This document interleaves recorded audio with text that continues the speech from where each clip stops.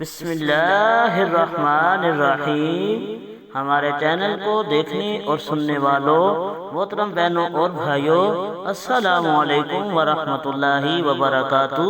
آج ہم جس موضوع پر بات کریں گے وہ ہے بچھو کی پیدائش۔ حضرت سعدی فرماتے ہیں، میں نے کسی کتاب میں پڑھا تھا کہ بچھو کی پیدائش عام جانوروں کی طرح نہیں ہوتی۔ اپنی ماں کی پیٹ میں جب یہ کچھ بڑا ہو جاتا ہے تو اندر سے پیٹ کو کاٹنا شروع کر دیتا ہے اور یوں سوراخ کر کے باہر آ جاتا ہے۔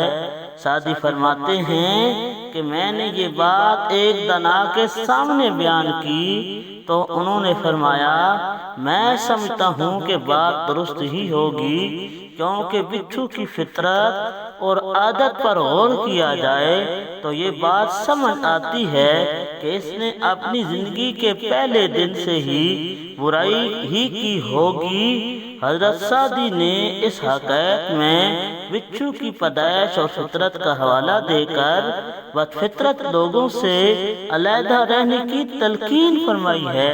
جو شخص اپنوں سے وفا نہیں کرتا وہ غیر کا کیسے ہو سکتا؟ اللہ تعالی ہم سب کو ایسی فطرت رکھنے والے انسان سے محفوظ فرمائے، آمین۔